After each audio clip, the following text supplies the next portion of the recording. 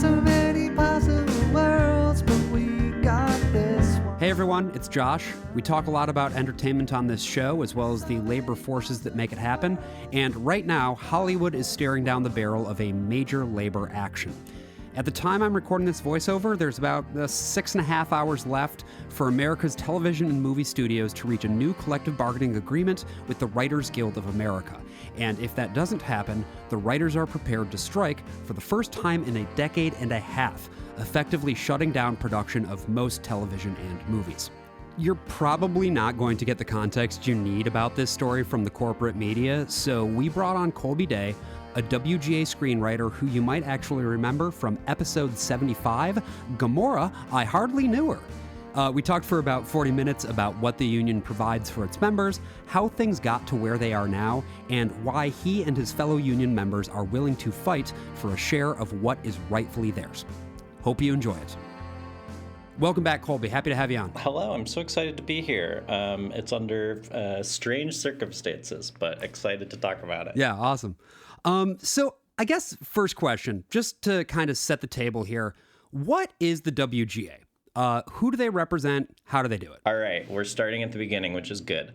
The WGA stands for the Writers Guild of America, and the Writers Guild represents all the TV writers out there, all the feature film writers out there, and that has slowly expanded into some of the new media stuff to include, online newsrooms, writers for things like Hearst magazine online, stuff like that. Like it continues to expand. The original purview was always film and TV writers. So when we talk about like being a WGA member, what does that entail and what benefits do you get by being a member? Yeah, so being in the WGA basically means that you've done a certain amount of work at a professional scale that qualifies you to become a member of a union. It's sort of the equivalent of joining any other trade union. You have to work a certain number of credits basically to join the union. Once you join, you are part of, the minimum payments for projects. You're obligated to be paid a certain amount for your work. And you qualify for the WGA's pension as well as their health care. And in Hollywood in particular, the Writers Guild and the SAG healthcare are like a big deal. That's a big part of every negotiation, is just trying to ensure that these people can, keep their health care and also keep their pensions eventually. And so on the other side of the table from the WGA, we have the AMPTP. Yes. Can you tell me about them, what their deal is, how they operate? So the AMPTP, I always get it wrong. I believe it's the American Motion Picture and Television Producers is what it stands for. Okay. But it's basically a consortium of all the production companies that exist out there who do produce work for film and television. And so these are all the companies that have sort of agreed to be signatories with the Guild, which means they're allowed to employ Guild members, and they are obligated to pay Guild members based on the minimums that the Guild has set forth. It's basically every producer out there who works with the union is part of, or in some way represented by this consortium of producers. Got it. So these are collectively bargained agreements between the WGA and the AMPTP. And how do these contracts work? How are they negotiated? How are they enforced? What does working on a contract gig sort of get you? What does it guarantee? Yeah, they're super long, but basically the agreements are stand for 3 years at a time. And then every 3 years, Hollywood kind of grinds to this point of like, wait, we need to sort of either renegotiate our deal and try to improve it, or just ratify the deal for another 3 years. But essentially what the deal is, if you're going to hire someone who's within the union, they need to be paid a certain amount for their work based on whether it's a half-hour show or an hour show or a movie. Sure. There's this whole table that are sort of like the schedule of minimums is what it's called, as far as like what it means to pay someone who's within the union. And then in addition to that, part of what your payment is the producers are required to make a contribution as part of your payment to the pension and healthcare fund for the WGA. Sure. So any work that any union member gets, they're paying dues on what they've earned, and the producers are paying a small fee back into the pension and healthcare fund. So it's all just to keep the guild running, to keep the union running, and to keep these kinds of like health insurance and pension and just basic quality of life stuff available for union members. So in terms of like what those numbers look like, I guess, what sorts of salaries or payments or whatever can guild writers expect to make on an average production? It is a wildly varying range as far as like what you're able to earn on a specific production. But there is what is called sort of the schedule of minimums, and it's actually something anyone can look up and you can check for yourself. Right. That sort of basically breaks down, if you are writing an original screenplay, here is what the low end of that salary would look like versus the high end of that salary would look like. And the low is based on, a smaller budgeted film, and the high is based on a larger budgeted film. So looking at the period from 2020 to 2021, I literally just pulled it up. Yeah. The entire deal for a WGA minimum screenplay is about $77,000, which is a lot of money. But you have to take into account, like, it takes about a year to write a movie. Right. It takes about a year to get a movie negotiated. It takes another year to get a movie made. So you're really kind of banking on, like, okay, well, one movie is a livable salary within the ecosystem that is, like, if you lived in LA.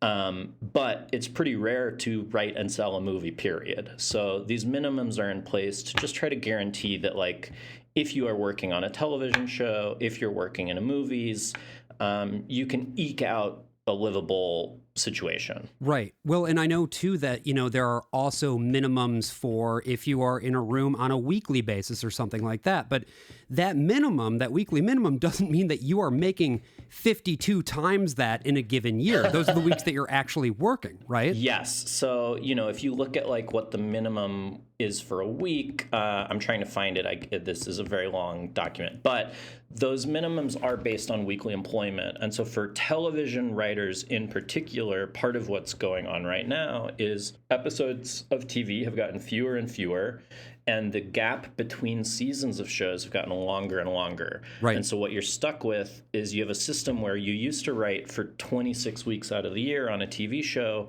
and now you write for maybe 14. And in between those 14, you used to wait maybe 9 months to know if your show was coming back. And now you're waiting a year, 18 months, 2 years where you don't know if you're going to be employed again. And so the gap between when you get paid and when you might next get paid for the thing is just getting longer and longer and longer. And the amount of actual time you're working is getting shorter and shorter and shorter. Right. Well, and I know too that one of the big sort of things that's a piece of contention this time around is that there's this idea of so-called mini rooms, where rather than having a full writer's room, it's like a mini room. Can you talk a little bit about that and what that means? Yeah, a mini room is basically the like Hollywood equivalent of like, can we Uberify this economy a little bit? Like, sure. Can we, before we decide whether to make a show, hire 6 or 7 writers instead of 10 to 12 writers? And can we ask them to work for a few weeks at a time instead of for the entire run of a show? And can we use that time to get them to crack what the season would look like? Sure. And so you're working with fewer people and you're working for a shorter period of time to kind of try to vet, is this or isn't this a viable show? But what ends up happening in these mini rooms, they come from a place of wanting to know more about the show and wanting the show to be better. But what it ends up being for workers is you're working less time. You're not guaranteed fees on any scripts because you don't know if the show's even being made. And you're trying to scramble together a career that's sustainable of these different mini rooms rather than actually working on a show that's in production. So it's hurting writers in that you're earning less money. You're earning less money for less time. Right. And if the show then goes into production, you aren't actually around anymore. You may have found another job. And so the studio is going into production on a show without the writers present sometimes. And that's another thing where it's just like, okay, well, now nobody's learning how to write a show. Right, And right. nobody actually is gaining the experience needed to kind of like build a career. You kind of are just moving from mini room to mini room to mini room. Well, I know that a lot of young writers who sort of have come up in writing rooms talk about how valuable that experience is. Like, you get started as just like a writer, you're fresh out of school, whatever. You move to Hollywood, you find yourself in a room. The first thing you write is like, hey, this could actually never be produced. And here's why. Absolutely. And you need the mentorship of a room to help you get to the point of being able to understand how to actually write a viable script for shooting, right? Yes. I mean, especially with TV, the ecosystem of TV is really a writer-driven ecosystem. And so part of what you're learning is how do you write something that you can actually make? You know, if you write a beautiful script, but it has 40 different locations, that's not very viable for like a 60-minute show that just like is economically bad. So part of it is learning how do you make a show that actually works, that you can actually shoot within a 2-week time frame, because that's how long you have to shoot an episode. Sure. And also learning how do you produce a show, because writers are often, as you move up the ranks, also the producers on television shows. Right. And so if you don't learn the skills of being a producer, which you would not learn from being in a mini room because all you're doing in the room is writing, you're missing out on like the valuable second, third, fourth steps of your career. And so you kind of get stuck in this ecosystem where you aren't really qualified to move ahead, even though you should be qualified to move ahead at this point. Well, and I know, too, there have been some examples of this not too long ago. I mean, there was that fucking show on HBO, the one with The Weeknd, where the creator of that show was kind of like almost forced out of her own show. Like, the studios are taking advantage of this relative inexperience to then point to these writers and be like, you can't do it, so we're going to bring our guy in instead, right? Yes, a big part of this is kind of separating. I mean, you get into real like Marxian politics of like we're separating the labor from the fruits of labor, right? Like the thing that you do, we want to get as much space between that and the actual product as possible. And what it means for workers is they don't actually see how the product gets put together. Sure. And it gives the companies more control than ever before as far as who they want, how they want it done. And, I think anytime you can keep people from learning what they're worth, you can extract more value from them. Absolutely. And that's a big part of what is, the issue right now in Hollywood is we just have a system that's no longer sustainable for workers and is way too advantageous to the corporate interests. Absolutely. That certainly mirrors a lot of other industries. I mean, my primary frame of reference is in live theater. A lot of things you were talking about with like these heavily consolidated rooms, shorter shooting schedules, shorter writing schedules, all of that mirrors everything that's going on in live theater as well. With Broadway touring contracts and how they're now tiering it out across a whole bunch of different levels to still maintain what is technically a union contract, but pay people as little as possible.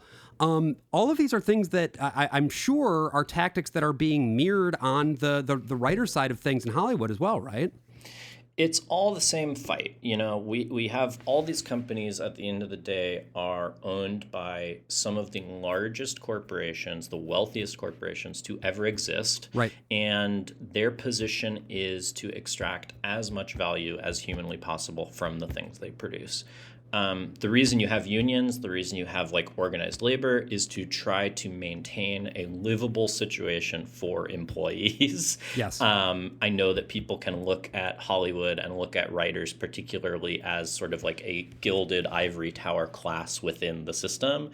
And there are certainly writers where that is true, but overall, to write for TV, to write for film is like a pretty working class existence. Absolutely. And you are simply trying to use your position as an organized body of people to try to build some guardrails for these enormous corporations because they don't care. They're there to earn money, and they're there to extract as much value as they can, and that's it. And I think on the labor side of that equation, somebody who is let's say Adam McKay, right? He's going to have no trouble getting something produced and getting paid a good amount of money because, studios like him and he has a track record. And that's nothing against Adam McKay.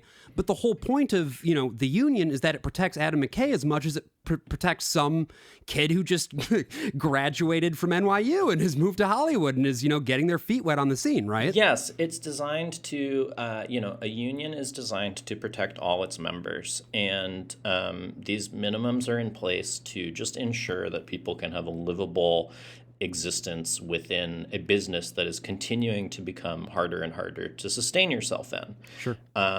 A lot of what's coming up in this round of negotiations is stuff that could and would have been addressed in 2020, yes, which was the previous year of negotiations.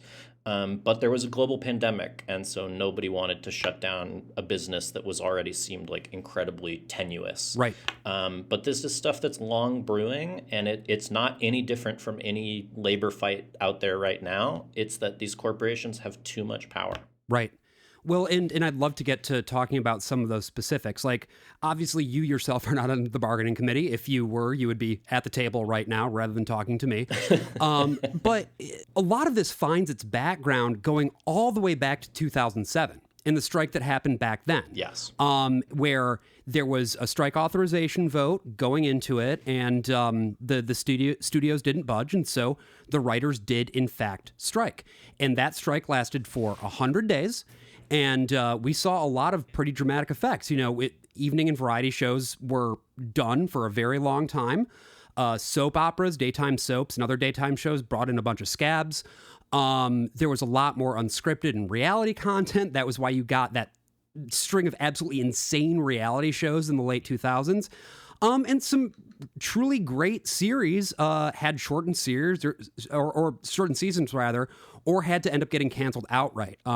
Anybody who knows the show Pushing Daisies, rest in peace. That was R.I.P. R.I.P. That was one of the big casualties of that strike. But as I recall, a big piece of that 2007 strike was about new media.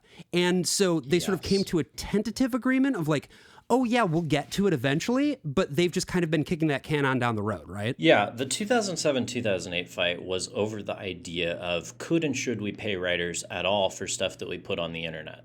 And sure, things have changed since 2007 and 2008. And the agreement that was reached back then was, well, let's start to pay writers something for this new media, which is all streaming, falls under new media. But it's not as valuable as theatrical. It's not as valuable as broadcast television. Right. So let's set the minimums at a far lower rate than we've set the minimums for those other mediums. And it's fair to say at that point that streaming then is not what it is now. Like, I think anybody who was looking at the future knew that it was going to get big, but honestly, even in 2008, I don't think anybody would have thought that Netflix, for instance, could be what it is now. I remember when they stopped sending out DVDs, or when you had to pay extra for the DVDs, rather, everyone was like, "What? A streaming network? I don't know if I can do this." And then House of Cards came along and changed everything. Yes, at the time, this was all, every contract fight is about trying to correct mistakes made previously, right, and to try to protect some vision of what the future might hold for the industry. In 2007, 2008, I think that people were aware that media might move online, but there was no awareness that it would become one of the primary driving forces of the entertainment business. Right. And I think the fight right now is to just consider the labor that people do.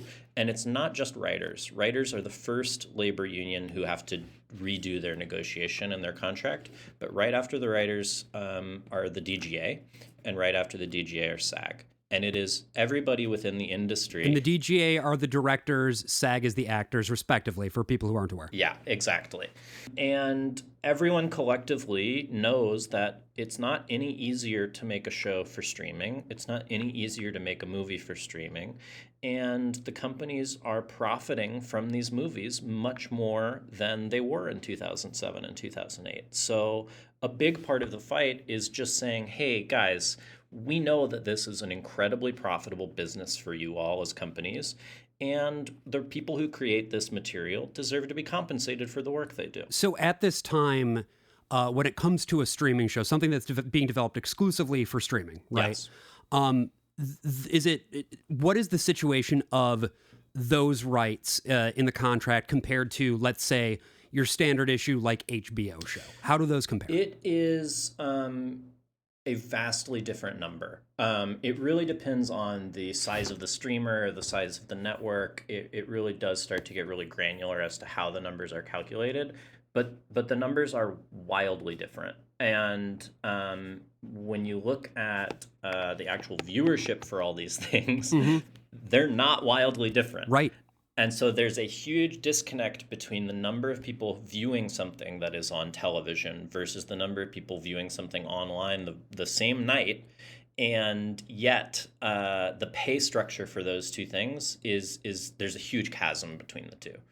And so it's really about like closing the gap of, the residual, the model of how you pay someone for something that people watch needs to reflect the fact that people are watching it.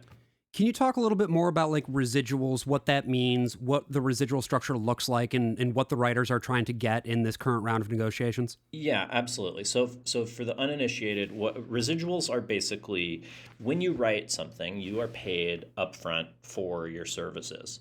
And then you are paid what are called residuals for the future exploitation of that work in any medium. So if you write a movie and it comes out theatrically, and then a year from now it's on TNT and you can watch it on television with commercials, the studio is obligated to pay residuals, which are just, hey, we've earned more money from this movie, so we owe you some of that money back as payment. The residuals for, films that are shown on TV are something that the Writers Guild fought for back in the 1950s, 1960s, and won the rights to. And that was a similar paradigm shift at the time. Movies on TV? What? What are the odds? Right. They could never happen. And then it started to happen, and you have to kind of recalibrate, okay, well, how do we compensate people fairly for the fact that we're earning money from this? We're in the same boat today, which is that movies that used to only come out in theaters and TV shows that only used to be available on TV are all available online. And these companies are earning a lot of money from that stuff. And the requirement that they have to pay residuals is much, much, much lower than it is if they were paying you the residuals for something that was on television. The problem with that is these companies are earning much, much, much more than they ever used to on all of this streaming media. So there's just this vast chasm of a gap between what they're earning from streaming and what they're actually paying towards the people who make it. And it's not just the writers, it's the actors, it's the directors, it's everybody down the line is sort of disconnected from the incentive to make something good. Sure. Because it doesn't matter how many people watch it. The residuals you're going to earn on it are virtually non-existent relative it's just content. to... Right. Yeah, relative to a successful TV show that aired on TV in, say, the 1990s. So, like, I'm seeing, for instance, I'm looking at, like, the rate table that currently exists for WGA contracts. Yes. And the example they have here is for a 1-hour episode of a Netflix show, right? And it says basically the number that you end up getting after they do their calculations on this residual is $13,473. Now, help me put that number in context. Like, how would that compare to, say, a 1-hour episode of an HBO show? Overall, these numbers are basically things that you would have to say you would earn 4 to 5 times as much from the other sources of media. Really? Like, it's just an astonishing gap in terms of what your payment is, and it gets very complicated because the residuals are calculated annually, and so it's based on a percentage of a percentage of a percentage. And they decay over time based on how far you are from them. Yeah. So it's really hard to do like one-to-one comparisons, but you're looking at a gap of like 4 to 5 times to start out with, and then that gap getting broader and broader. That's crazy. Yeah. So not hard to see then why the guild is pushing very hard to basically have a completely new structure set up. But this is very far away from how things have been. And so I know the studios are digging their heels in as well, right? Yes. At the end of the day, I think what the Writers Guild is asking for amounts to essentially 2% of what these corporations' annual profits are. Sure. It's not a crazy amount. And it is actually the amount that if you budget a film, most producers would say budget around 1.5% to 2% of the budget for just your writer's fees. Sure. It's sort of an industry standard. So it is a big ask in terms of shifting the paradigm of the business, but it is not a big ask in terms of like what used to be and always has been the standard for how you value the writing of a project. But the AMPTP has sort of stuck their heels in. We are recording this on the day when we will all be deciding will there or won't there be a deal, right? And will there or won't there be a writer's strike? And it is fully within the power of the AMPTP to make a proposal that the Writers Guild accepts. They may not. We'll see. Right. And also, that is... there's a lot of people who have the tendency to frame this as, well, those writers just aren't letting the production continue. But you could just as easily make the argument from the other perspective. And when you consider that, like, Amazon and Netflix have seen this explosive growth in share price, profitability, and investor value delivered over the course of the past decade and a half, which is that exact same period since the last strike. I mean, that I would argue is a more accurate way of looking at it. Well, feature writers are earning, when you adjust for inflation, about 14% today less than they were earning 5 years ago. Sure. TV writers are earning about 23% less than they were 5 years ago. Wow. And the streaming businesses are earning about $28 billion a year in profit, and they're earning about $200 billion a year in revenue. And so the thing that writers are asking for is pay us livable wages. It's not crazy. And I think that the framing of the argument as this being something that the writers are responsible for is a little bit simplistic as far as like how labor negotiations work. Right. Actually, most of the power belongs in the hands of the corporation.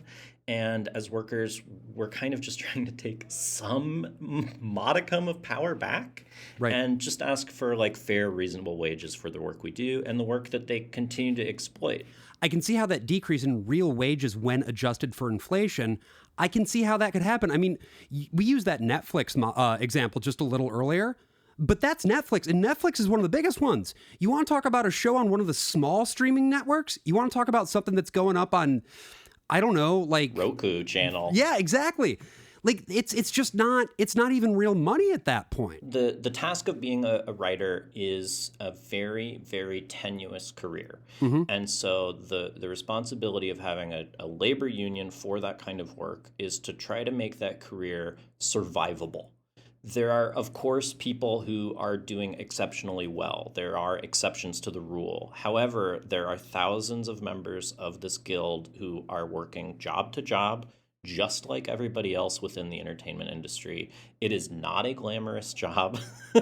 You are working long hours. You are working for very little. And the way that these contracts have been utilized over the last few years is to try to push the value of everything down. Right. And we live in a world where everything is more expensive than it ever was before. And as workers, we're all just trying to find a way to like make livable wages. Absolutely. And too, like that's the point of a for-profit corporation, is to extract as much surplus value as possible.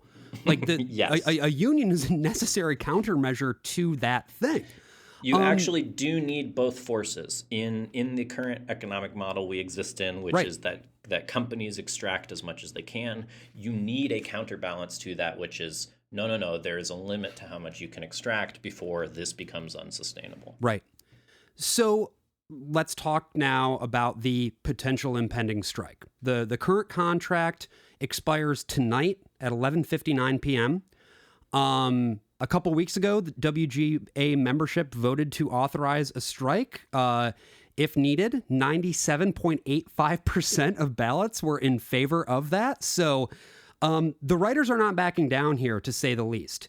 So I guess my question for you is, what would the effect of a strike this time around look like on the current media landscape? Because what the networks are doing, what the producers are doing, what the studios are doing, it is a very different environment now from the last time that a strike happened. We do live in a different media landscape than we did in 2007. So the immediate impacts that consumers will feel remain the same.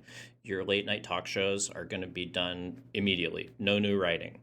So everyone who works on any of the late night shows is a writer. They're members of the Writers Guild. Those shows won't have writers anymore. So those are the first things where you'll see the impact. Daily soaps are where you'd see the impact. And then you start to get to things like scripted television, which is usually shot months in advance. Those rooms that are currently in production are stopping now, if a strike went into effect. Right. But there is a lot of media out there. There's more media than ever before. And so I think that the effects day to day on the consumer, the person who's just trying to watch television and movies, it won't be as dramatically felt. I really don't think so. Sure. And I think that puts workers in a complicated position in which a strike action will be a little bit less noticeable, which is complicated. But that's the ecosystem we have. Films will stop production. TV shows will stop production. Anybody who's developing projects right now, that's going to stop. But the bigger the project, the longer the timeline for it. And so the effects of all that stuff are really only going to be felt in like day-to-day programming right now. Right. And I think it's an important note as well that the way that production schedules work, as you were saying, is like things that happen right now, you're really mostly only going to feel their effects a great deal later on down the road. The shows that had to, in 2007-08, had to cancel half of their season, they didn't have to do that until later on because it ended up being a 100-day strike. And earlier on, there was still some hope. Well, maybe we can just get everybody back in the room after, a week or two and everything will be fine. There's no guarantee, of course, that will happen. It didn't happen last time, and there's no guarantee it'll happen this time either, right?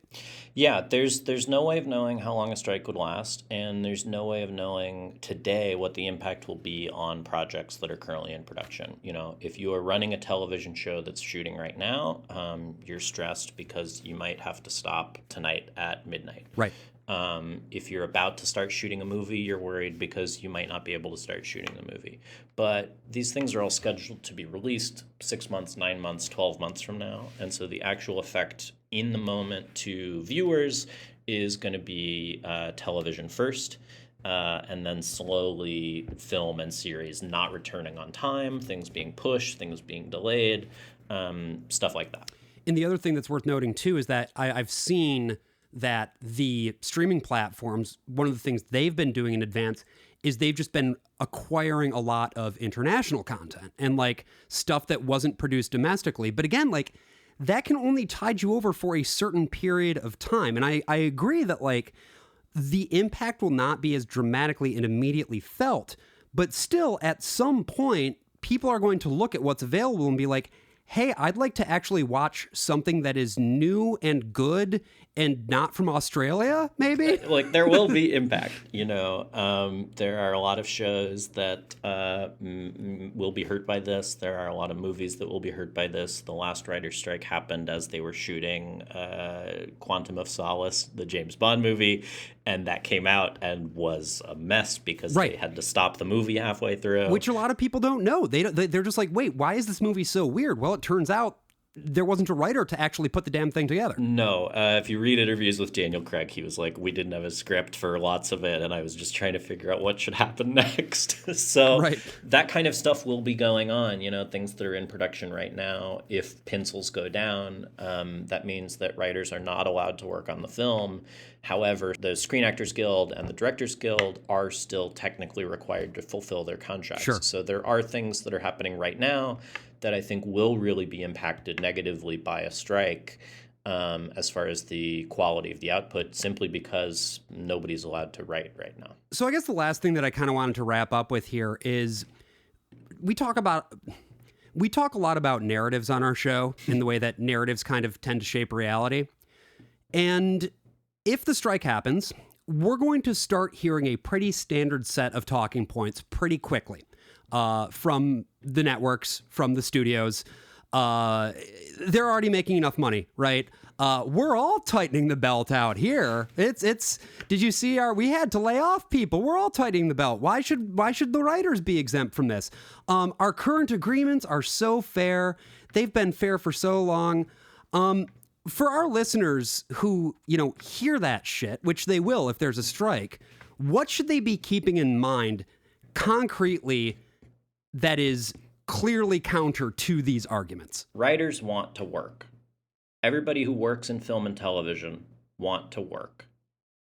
What writers are asking for right now is a small increase in the amount that we are paid for new media, which does not currently equal what we're paid for other things. New media is becoming the most profitable sector of these giant corporations, giant coffers, and they're not paying the people who make it fairly. If there is a work stoppage come tonight, it's because these companies are not willing to pay their employees fair wages. It is that simple. The actual demands that the WGA are making right now would equate to around $600 million. That sounds like a lot of money. However, these companies are making $28 billion a year in profits, and we're asking for 2% of it. And if you wanted to put that in the context of, the recent mergers and acquisitions and stuff like that going on, look at the merger between Warner and Discovery, for instance, like all of these moves have been with the intention of squeezing out every single last drop of profit while being able to find more and more excuses and loopholes so that they don't have to pay their labor fairly. The reason these companies are struggling financially is because their models are based on exponential growth forever. That's not possible. Right. So to deny the people who make the product that you sell and that you earn money from, to deny those people a livable wage is unconscionable. It really is.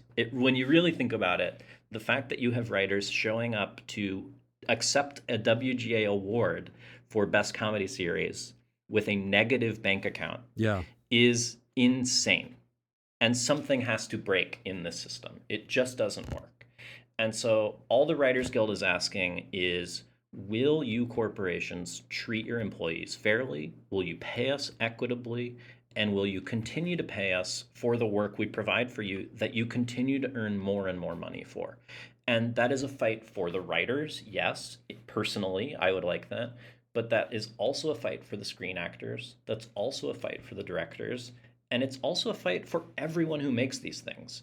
There is a value to the work that we're making, and it needs to be recognized as something that has value. And that's true of everybody making these things. None of us want to stop working. We all hope that the producers come to an agreement with the Guild.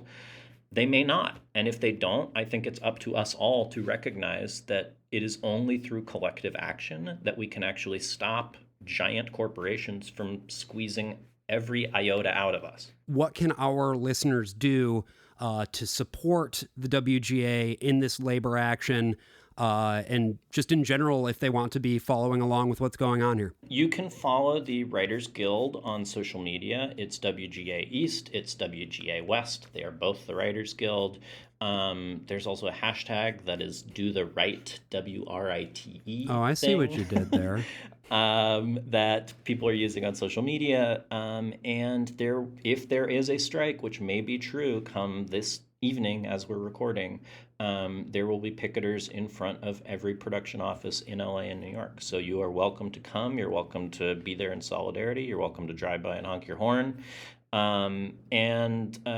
Just talk about it on social media. That's honestly where these companies are listening. That's honestly where they're trying to get information and take the temperature of the actual public, and just spreading awareness that this is not a fight from people in an ivory tower. This is a fight from people who are trying to pay their rent.